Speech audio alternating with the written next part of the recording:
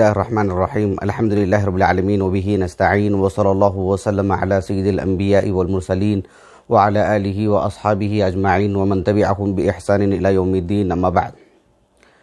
شرح کتاب الصوم، اس کا یہ 15واں درس ہے، اور آج کے اس درس میں انشاءاللہ اس درس میں اور اس کے بعد والے درس میں رسول اللہ صلی اللہ علیہ وسلم کی ایک معروف حدیث مبارکہ جسے ہم بارہا پڑھتے ہیں، بارہا سنتے ہیں، اس حدیث کی مختصر سی شرح اور اس کا ہلکا پھلکا معنی مفہوم میں آپ کو بتا دوں کہ رسول اللہ صلی اللہ علیہ وسلم کی ایک حدیث مبارکہ ہے کہ شہران لا ینقصانی، شہران لا ینقصانی، شہر عید، 2 مہینے ایسے ہیں، یعنی 2 مہینے ناقص نہیں ہوتے ہیں، کم نہیں ہوتے ہیں، شہران لا ینقصانی۔ وہ کون سے 2 مہینے ہیں؟ نبی کریم صلی اللہ علیہ وسلم نے فرمایا شہر عید، عید کے 2 مہینے وہ ایسے ہیں جو کم نہیں ہوتے ہیں۔ کس اعتبار سے اس میں نقص نہیں آتا ہے وہ معنی تو ہم آگے بتائیں گے آپ کو انشاءاللہ۔ رمضان و ذوالحجہ، رمضان اور ذوالحجہ، یہ 2 مہینے۔ یہ جو حدیث مبارکہ ہے متفق علیہ حدیث مبارکہ ہے، صحیح بخاری، صحیح مسلم میں، سنن ابی داؤد میں بھی ہے، سنن ترمذی میں، سنن ماجہ میں، اور حدیث کی دیگر کتابوں میں بھی ہیں۔ تو یہ جو حدیث مبارکہ ہے متفق علیہ، صحیح بخاری، صحیح مسلم میں، امام بخاری رحمہ اللہ نے کتاب الصوم میں مستقل باب قائم کیا ہے کہ باب شہر عید لا ینقصان، اور صحیح مسلم میں بھی یہ حدیث مبارکہ ہے، اور امام نووی رحمہ اللہ نے اس پر باب قائم کیا، باب بیان معنی قولہ صلی اللہ علیہ وسلم، نبی کریم صلی اللہ علیہ وسلم کی اس قول کا معنی کہ شہر عید لا ینقصان، اس طرح سے آپ نے باب قائم کیا ہے۔ امام بخاری رحمہ اللہ نے اس حدیث مبارکہ کو یعنی اپنی سند سے جو لائے ہیں اس کو 2 طرق سے لائے ہیں امام بخاری رحمہ اللہ۔ یعنی امام بخاری رحمہ اللہ کے ایک استاذ ہیں مسدد ابن مسرحد ابو الحسن البصری رحمہ اللہ، علماء بصرہ میں سے معروف شخصیت، اور جو ہے یعنی مسدد اسم با مسمى، نہایت عظیم المرتبہ عالم دین۔ صحیح بخاری کے جو دروس تھے تو اس میں میں نے ان سے متعلق مفصل لکھوایا ہے الحمدللہ۔ بہت عظیم عالم دین ہیں، ہم جو ہے یعنی سمجھنا آسان نہیں ہے ان سب اصحاب علم کو جو جس مقام اور مرتبے کی یہ حضرات ہیں۔ 228 ہجری ان کا سنہ وفات ہے۔ تو مسدد ابن مسرحد رحمہ اللہ اس حدیث مبارکہ کو اپنے استاذ جو وہ بھی بصرہ کے ہیں، معتمر ابن سلیمان ابن طرخان، جو یہ بھی ان کے والد سلیمان دونوں بھی یہ بھی بڑے بڑے علماء ہیں، 180 پر 7 ہجری ان کا سنہ وفات ہے، اور کتب ستہ کی سبھی کتابوں میں آپ کی مرویات ہیں۔ البتہ مسدد ابن مسرحد رحمہ اللہ کے جو مرویات ہیں کتب ستہ کی سبھی کتابوں میں تو مرویات ہیں ان کی، سوائے امام مسلم رحمہ اللہ کی الصحیح اور امام ابن ماجہ رحمہ اللہ کی السنن کی۔ بہرحال تو یہ جو معتمر ابن سلیمان ابن طرخان رحمہ اللہ ہیں، ابو محمد جو علماء کوفہ میں سے ہیں، بڑے عالم دین ہیں، تو یہ اس حدیث مبارکہ کو بیک وقت 2 اصحاب علم سے روایت کرتے ہیں اس سند میں۔ ایک وہ ہیں اسحاق ابن سوید العدوی، یعنی بنو عدی سے نہیں ہیں، جس قبیلے قریش سے عمر بن خطاب ہیں رضی اللہ عنہ، یہ عدی مضر ہیں۔ بہرحال یہ تو یعنی اسحاق ابن سوید ہیں، ایک تو وہ صاحب ہیں، اور دوسرے جو ان کے ساتھ روایت کرتے ہیں وہ ہے خالد الحذاء، خالد ابن مہران الحذاء۔ ان کی سیرت پڑھیں گے تو آپ کو لگے گا کہ ماشاءاللہ یعنی بہت محاب ہیبت رکھنے والے اہل علم ہیں۔ یہ صغار تابعین میں سے ہیں خالد الحذاء، اور وہ اوساط تابعین میں سے ہیں اسحاق ابن سوید۔ ان کو مقروناً لے کر کے آئے ہیں امام بخاری رحمہ اللہ اس حدیث مبارکہ کو۔ یہ دونوں نبی کریم صلی اللہ علیہ وسلم کے ایک صحابی ہیں ابو بکرہ رضی اللہ عنہ، ان کے فرزند ہیں عبد الرحمن ابن ابی بکرہ۔ عبد الرحمن ابن ابی بکرہ یہ جو ہیں یعنی کبار تابعین میں سے ہیں۔ اللہ کے رسول صلی اللہ علیہ وسلم کے انتقال کے بعد ابو بکر صدیق پھر عمر بن خطاب رضی اللہ عنہ کی خلافت کا جو دور تھا، بالکل اس کا آغاز ہے جب آپ کی ولادت ہوئی بصرہ میں، یعنی اول مولود فی البصرہ، یعنی بصرہ میں، یعنی جب عمر بن خطاب رضی اللہ عنہ میں جب بصرہ بسایا گیا نا، ایک شہر بسایا گیا بصرہ کوفہ، تو بصرہ میں سب سے مسلم گھرانے میں سب سے پہلی جو ایک ولادت ہوئی ایک مسلم گھرانے میں وہ ان کی ہے، یعنی عبد الرحمن ابن ابی بکرہ کے، ابو بکر رضی اللہ عنہ کے فرزند، اول مولود فی الاسلام بالبصرہ۔ تو یہ عبد الرحمن ابن ابی بکر رضی اللہ عنہ کبار تابعین میں سے ہیں، 9 پر 6 ہجری آپ کا سنہ وفات ہے۔ کتب ستہ کی سبھی کتابوں میں آپ کی مرویات ہیں۔ عبد الرحمن ابن ابی بکرہ رحمہ اللہ جو کبار تابعین میں سے ہیں، اس حدیث مبارکہ کو اپنے والد محترم سے نقل کرتے ہیں۔ ان کے جو والد ہیں ابو بکرہ تو کنیت تھی ان کی، اور جو ہے اللہ کے رسول صلی اللہ علیہ وسلم جب طائف سے واپس آ رہے تھے تو بکرہ ایک علاقے کا نام ہے جس کی طرف اللہ کے رسول صلی اللہ علیہ وسلم کی انہوں نے رہنمائی کے لیے راستہ بتایا تھا کہ جو بکرہ کو وہاں جانا ہے، تو اس بنیاد پر اللہ کے رسول نے انہیں ابو بکرہ کہا، تو وہیں سے ان کی کنیت پڑی ابو بکرہ رضی اللہ عنہ۔ تو ابو بکرہ رضی اللہ عنہ 51 ہجری 50 پر 1 ہجری آپ کا سن وفات ہے، اور جو ہے معروف صحابی ہیں، آپ سے کافی روایات ہیں۔ نفیع ابن حارث آپ کا نام تھا۔ یہ اللہ کے رسول کے انتقال کے بعد صلی اللہ علیہ وسلم بصرہ چلے گئے تھے، تو اس سند میں جتنے بھی روات ہیں، امام مسدد ہوں اور جو ان کے استاذ معتمر ابن سلیمان ہوں، اور وہ جن دو حضرات سے روایت کرتے ہیں خالد الحذا ہوں یا جو ہے اسحاق ابن سوید العدوی ہوں، اور عبد الرحمن ابن ابی بکرہ ہوں یا جو ہے ابو بکرہ رضی اللہ عنہ، یہ سب اصحاب علم بصرہ سے تعلق رکھتے ہیں، گویا کہ یہ سند جو ہے بصری سند ہے۔ تو ابو بکرہ رضی اللہ عنہ یہ کہتے ہیں کہ رسول اللہ صلی اللہ علیہ وسلم نے فرمایا کہ شہرانی لا ینقصانی، 2 مہینے یعنی اس میں نقص لازم نہیں آتا ہے، وہ کم نہیں ہوتے ہیں۔ کم نہیں ہوتے ہیں کیا معنی ہے اس کا، مفہوم کیا ہے اس کا کہ کم نہیں ہوتے ہیں؟ یعنی وہ دو مہینے ہیں، کہا کہ شہر عید، دونوں عید کے مہینے، ایک رمضان کا اور ایک دوسرا ذوالحجہ کا مہینہ، یہ کم نہیں ہوتے ہیں۔ آگے بتائیں گے انشاءاللہ کہ کم نہیں ہوتے تو کیا معنی اس کا۔ رمضان و ذوالحجہ، خود اللہ کے رسول نے اس کی صراحت فرمائی کہ ایک رمضان ہے دوسرا ذوالحجہ ہے۔ یہ جو حدیث مبارکہ ہے، اس حدیث مبارکہ سے متعلق اس کی جو سند ہے، اس کا جو متن ہے، اس سے متعلق ایک عالم دین ہے مشہور، بہت مشہور، امام ابو بکر البزار، امام بزار سے معروف ہیں۔ ان کا نام تو جو ہے یعنی احمد ابن عمرو ابن عبد الخالق آپ کا نام تھا۔ تو انہوں نے بہت دلچسپ جو ہے یعنی تبصرہ کیا ہے اس حدیث پر، وہ میں آپ کو پڑھ کر کے سناتا ہوں۔ یعنی یہ جو مسند البزار آپ دیکھ رہے ہیں کہ ان کی جو ہے 2 مسند تھی، ایک مسند جو ہے کافی بڑی مسند جو البحر الزخار کے نام سے 209 پر 2 ہجری آپ کا سن وفات ہے۔ اور دلچسپ بات یہ ہے کہ اس سند پر جو آپ نے گفتگو کی، یعنی آپ بھی علماء بصرہ میں سے ہیں، امام بزار رحمہ اللہ، یہ بھی جو ہے بصری عالم دین ہیں۔ یہ اس حدیث مبارکہ کو اپنی سند سے بیان کرتے ہیں۔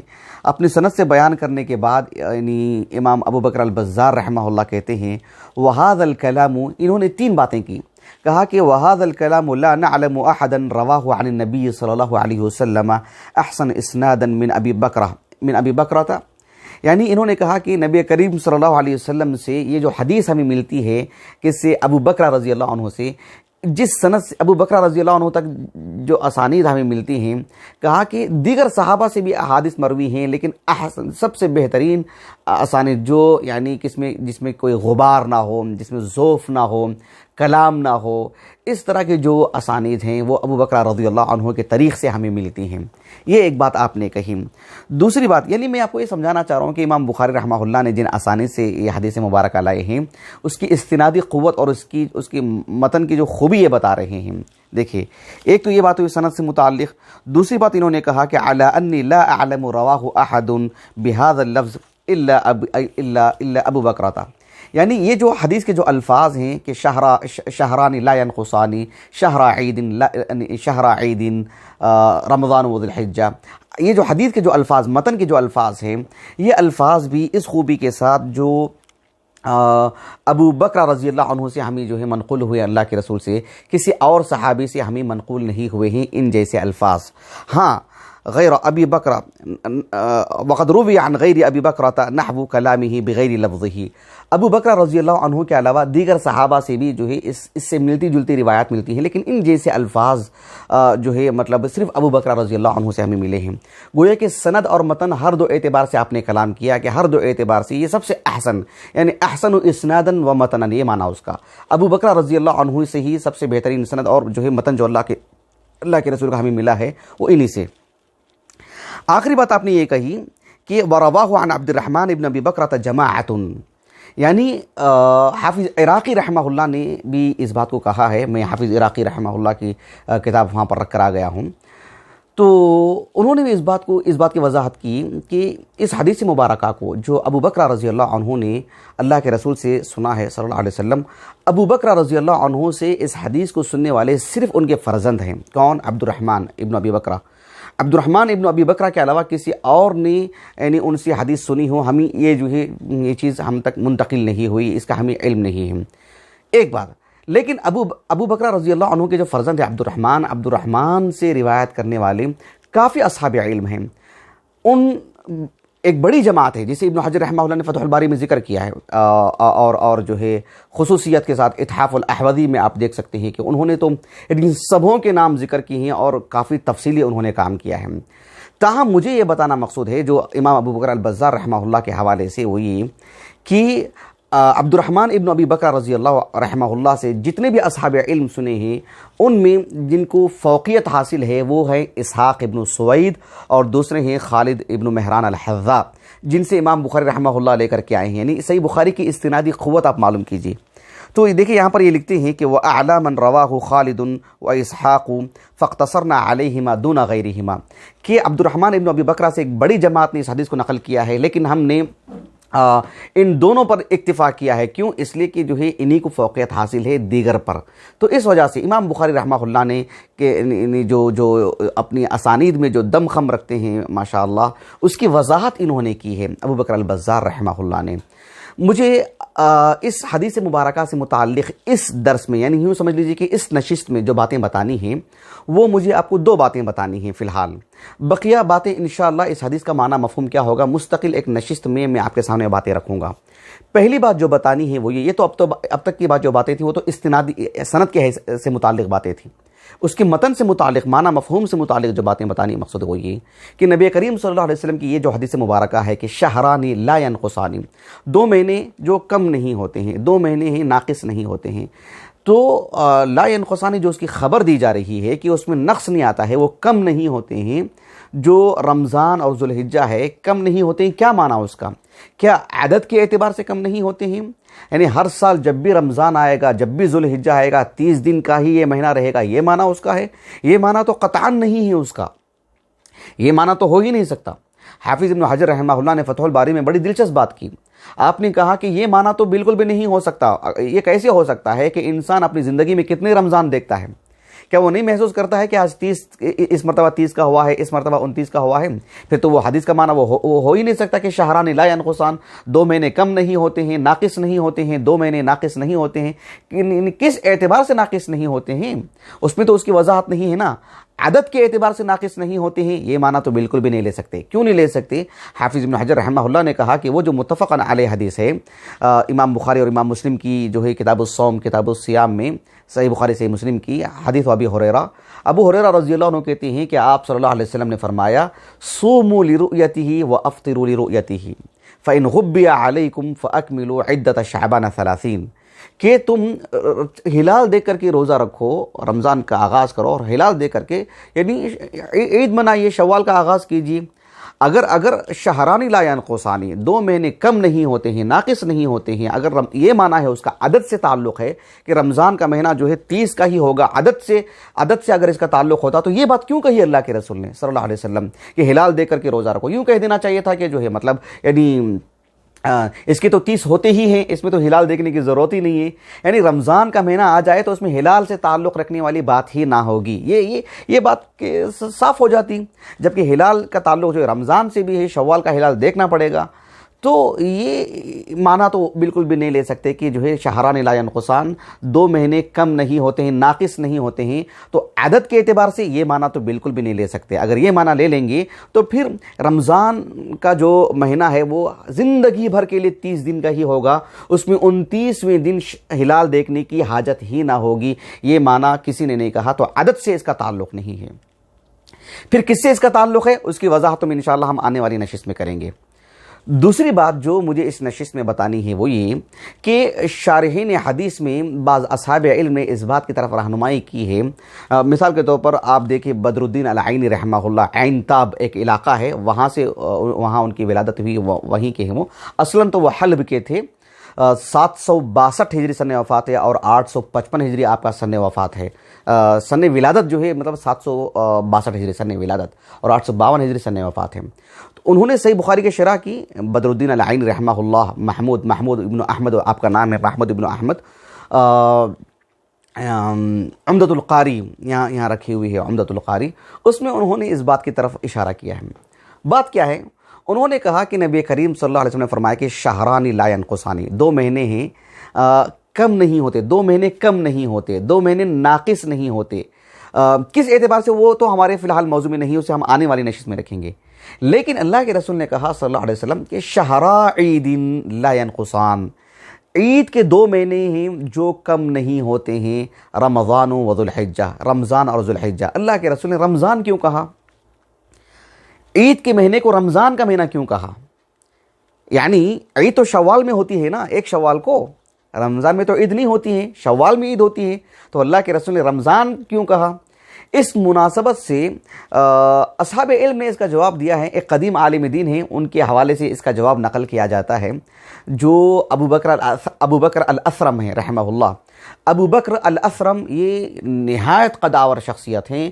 امام اہل سنہ احمد بن حنبل رحمہ اللہ کے یعنی خاص تلامذہ میں سے ہیں. امام نسائی رحمہ اللہ نے آپ سے تتلمذ کیا ہے. ابو بکر الاسرم امام علمی دنیا میں امام اسرم سے معروف ہیں. ان کے جو سوالات ہیں جو انہوں نے امام احمد بن حنبل سے کی میرے پاس موجود ہیں الحمدللہ. مفقود ہے اس کا کافی حصہ، لیکن جو حصہ ملا ہے وہ جو ہے تباہ کیا گیا ہے، میرے پاس موجود ہے الحمدللہ. اس میں تو یہ بات نہیں ہے، لیکن شارحین حدیث نے ان کے حوالے سے ذکر کیا ہے. ان کا نام احمد ابن محمد ابن ہانی ہے. بغداد کے قریب ایک علاقہ ہے، وہیں پر ان کی ولادت ہوئی تھی. تو 260 پر 1 ہجری آپ کا سن وفات ہے. بڑا غضب کا حافظہ اور جو ہے مطلب بہت تیز دماغ اور بہت تیز فطین انسان، حتیٰ کہ اتنے تیز دماغ والے تھے وہ کہ یحییٰ ابن معین رحمہ اللہ نے یہاں تک کہہ دیا کہ جیسے تاریخ بغداد میں لکھی ہوئی ہے ان کی سیرت میں کہ یعنی کان احد ابوی جنین، کہا کہ ان دونوں میں سے، ان کے ماں باپ میں سے کوئی ایک جو ہے جن ہوں گے. یعنی یہ بتانے کے لیے کہ بھی اتنے تیز دماغ، یہ مقصود تھا ان کو.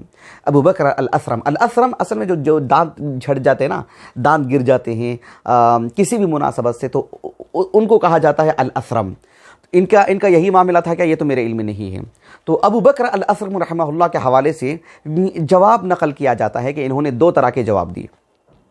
ایک جواب یہ دیا انہوں نے کہ جو ہے جو رمضان کا مہینہ ہوتا ہے، مان لیجئے کہ 29 تاریخ چل رہی ہوتی ہے رمضان کی، تو زوال کے بعد ہی سے وہ ہلال کا طلوع اور ہلال کی کو کیفیت جو ہے مطلب شروع ہو جاتی ہے. اس وجہ سے اللہ کے رسول صلی اللہ علیہ وسلم نے اس کی نسبت اسی کی طرف کر دی، اسی کی طرف اس کی اضافت کر دی. یعنی وہ شوال کا ہلال ہے، لیکن رمضان کے آخری دن ہی سے وہ طلوع ہو جاتا ہے، زوال کے بعد ہی سے دن میں. تو اس وجہ سے اس کی طرف اس کو جوڑ دیا، اس کی طرف نسبت کر دیا اور اس سے جو ہے مطلب جوڑ کر کے بیان کیا. ایک تو یہ جواب. لیکن اہل علم نے اس جواب کے مقابل ایک اور جواب ہے، اس جواب کو زیادہ ترجیح دی، زیادہ جو ہے مطلب سراہا کہ جو ہے یہ زیادہ معقول جواب ہے، اقرب ہے یہ جواب، قریبی جواب ہے یہ حق کے درستگی کے. وہ جواب یہ ہے کہ یعنی عربوں کا جو اسلوب ہے گفتگو کا، ایک چیز کے قریب ہوتی ہے، 2 چیزیں جدا ہیں، لیکن بس اس کے قریب ہونے کی وجہ سے اس کو اسی سے جوڑ دیا جاتا ہے، اسی کی طرف اس کی نسبت دے دی جاتی ہے. چونکہ شوال کا وہ ہلال ہے، لیکن رمضان چونکہ ختم ہوتا ہے غروب آفتاب پر، جیسے رمضان ختم ہوتا ہے شوال شروع ہوتا ہے، تو اتنی جو قریبی جو فاصلہ ہے، اس وجہ سے اس ہلال کو اسی سے جوڑ دیا گیا. حالانکہ وہ شوال کا ہلال ہے اور 1 شوال کو عید ہوتی ہے، لیکن اس عید کے ہلال کو اسی سے جوڑ دیا گیا رمضان کو، قربت کی وجہ سے. یہ عربوں کا اسلوب ہے عربی زبان کا. اس کی ایک واضح مثال ہمیں حدیث میں ملتی ہے، اس سے بڑھ کر کے کوئی اور دلیل کی ضرورت نہیں ہے. اہل علم نے بطور دلیل اسی بات کو پیش کیا. مثال کے طور پر ایک حدیث مبارکہ ہے جسے امام طحاوی رحمہ اللہ، امام طحاوی کو کون نہیں جانتا، ابو جعفر احمد ابن محمد ابن سلامہ طحا، یہ جو مصر کا ایک قریہ ہے، وہاں آپ کی ولادت ہوئی تھی. 321 ہجری آپ کا سن وفات ہے. تو امام طحاوی رحمہ اللہ معروف عالم دین، خاص کر العقیدہ طحاویہ، اس ناحیے سے آپ کو کافی شہرت ہے. ان کی ایک کتاب ہے شرح مشکل الآثار، یہاں پر میرے پاس ہے الحمدللہ. تو شرح معانی الاثار اس میں بھی یہ حدیث مبارکہ ہے. یہ دونوں کتابیں انہی کی ہیں اور دونوں کتابوں میں ایک ہی سند سے یہ حدیث مبارکہ موجود ہے, اور شیخ محمد ناصر الدین البانی رحمہ اللہ نے السلسلہ الصحیحہ میں اس حدیث مبارکہ کو صحیح کہا ہے. اس سے ملتی جلتی جو الفاظ ہیں اس حدیث مبارکہ کے جو میں آپ کو سنانے جا رہا ہوں وہ سنن ترمذی میں موجود ہے, حدیث ابن عمر, لیکن شیخ البانی رحمہ اللہ نے اس حدیث کو ضعیف قرار دیا ہے. لیکن یہ حدیث مبارکہ صحیح ہے جو میں آپ کو پڑھ کے سنا رہا ہوں. ام المومنین عائشہ رضی اللہ عنہ کہتی ہیں کہ اول ما فرضت الصلاۃ رکعتین رکعتین, نبی کریم صلی اللہ علیہ وسلم پر جو آغاز میں جو نماز فرض ہوئی تھی وہ دو رکعت. فلما قدم رسول اللہ صلی اللہ علیہ وسلم المدینہ, جب اللہ کے رسول مدینے کو آئے تو کیا ہوا, آپ علیہ السلام کے بارے میں آپ نے کہا کہ صلی الی کل صلاۃ مثلہا, کہ اللہ کے رسول پر ہر نماز یعنی جو شروع میں جو فرض تھی وہ دو, لیکن جب آپ مدینے کو آئے نمازیں جب فرض ہو گئی تھی تو جو ہر نماز کے ساتھ جو ہے مطلب یعنی دو کا اضافہ کر دیا گیا. یعنی ظہر کی 2 تھی تو 2 مزید 4, عصر کی 2 تھی تو 2 مزید 4, عشاء کی 2 تھی تو 2 مزید 4. فجر کی نماز میں چونکہ قرات کافی طویل ہوتی ہے تو اس کو 2 پہ باقی رکھا گیا.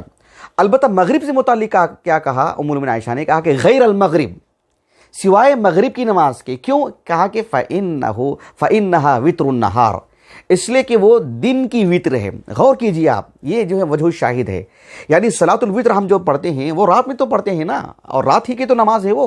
عشاء کی نماز سے لے کر کے فجر کی نماز کے درمیان پڑھی جانے والی نماز ہے صلاۃ الوتر, وہ رات کی نماز ہے. اور رات میں آپ جتنی بھی ہم نمازیں پڑھ لیتے ہیں وہ وتر والی جو نماز ہے وہ سبھی نمازوں کو وتر کر دیتی ہے, طاق کر دیتی ہے وہ. تو مغرب کی جو نماز ہے وہ بھی یقیناً رات ہی کی نماز ہے, کیونکہ غروب آفتاب کے بعد پڑھی جاتی ہے نماز. جیسے ہی سورج غروب ہوتا ہے رات کا آغاز ہوتا ہے, رات کا پہلا پہر ہوتا ہے, رات کا آغاز ہوتا ہے, تبھی تو مغرب کی نماز پڑھی جاتی ہے. لیکن دیکھو اللہ کے رسول نے کیا کہا صلی اللہ علیہ وسلم. ام المومنین عائشہ کہتی ہیں کہ اللہ کے رسول نے ہر 2 رکعت والی نماز کو 4 کر کے پڑھا آپ نے, سوائے فجر کی, اس لیے کہ اس میں قرات لمبی ہوتی ہے. کہا کہ غیر المغرب, سوائے مغرب کی نماز کے, فإنها وتر النہار, وہ دن کی وتر ہے. وہ کیسے دن کی وتر ہو سکتی ہے, وہ تو رات کی وتر ہے نا. مغرب کی نماز تو رات کی نماز ہے. لیکن وہ جو ہے جیسے ہی سورج غروب ہوتا ہے اور رات کا آغاز ہوتا ہے تبھی تو مغرب پڑھی جاتی ہے. تو مغرب کی نماز دن جب ختم ہوتا ہے اس کی قریبی ہو گئی, وہ اس کی پڑوسی ہو گئی, اس کی جوار میں آ گئی, وہ اس کی قریب ہونے کی وجہ سے اس کی نسبت اسی کی طرف کر دی جاتی ہے. یہ عربی اسلوب ہے. آپ دیکھیں فإنها وتر اللیل نہیں کہا مغرب کی نماز کو, فإنها وتر النہار کہا. وہ دن کی وتر ہے, وہ دن کی نماز نہیں, رات کی نماز ہے, لیکن قریبی فاصلے کی وجہ سے اسی کی طرف اس کی اضافت دے دی گئی ہے. تو اسی مناسبت سے اللہ کے رسول صلی اللہ علیہ وسلم نے کہا شہران لا ینقصان, 2 مہینے ناقص نہیں ہوتے ہیں.